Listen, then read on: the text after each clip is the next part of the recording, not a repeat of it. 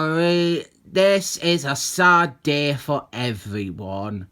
We are having a funeral. One of my 11 jokes that I run into the ground, it is being retired today, and that joke is when I say that the DC character Sandman is the Sandman from the Metallica song Enter Sandman. It's just become annoying trying to differentiate between the first and second Sandmen. This is Justice Society of Superheroes 5. This is one of them comics that I have owned for years but never gotten around to reading. I was always under the impression that it was this issue when Sandman's sidekick, Sandy Hawkins, he became the second Sandman. But no, apparently that already happened in the issues before this.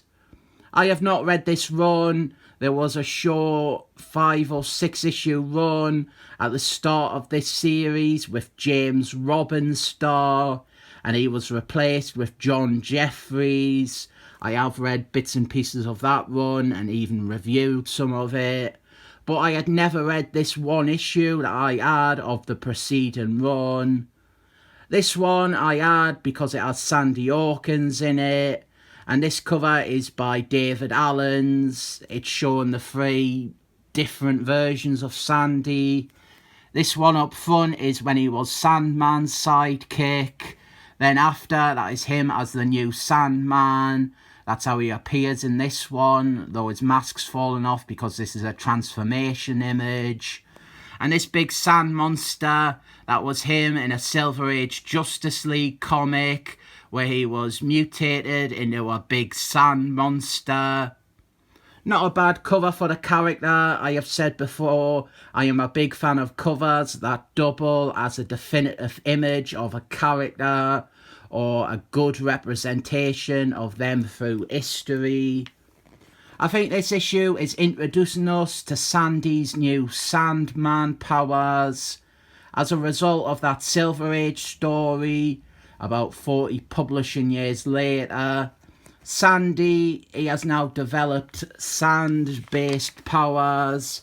He can now transform into sand to make the Sandman legacy even more confusing, because now DC's Sandman has the same powers as Marvel's Sandman.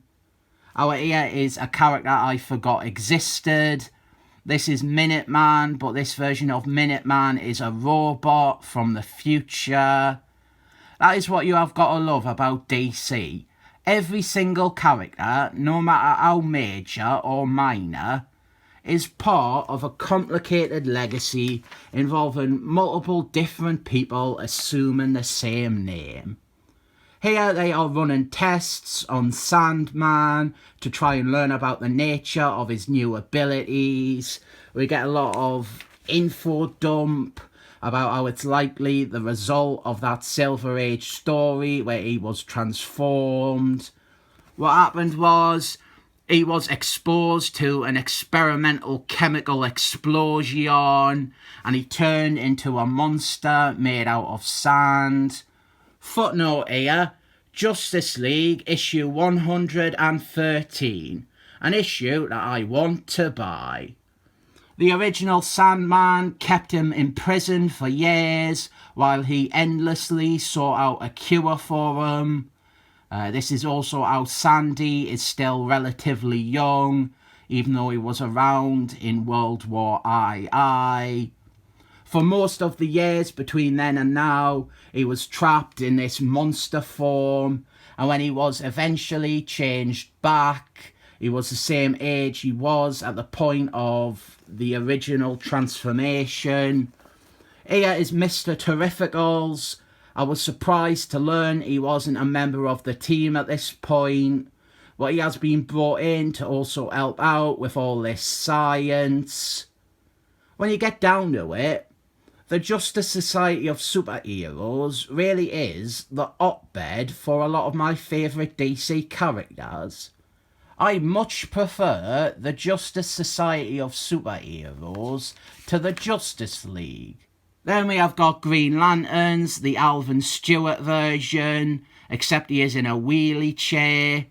He has been contracted to help build the new headquarters for the Justice Society of Superheroes.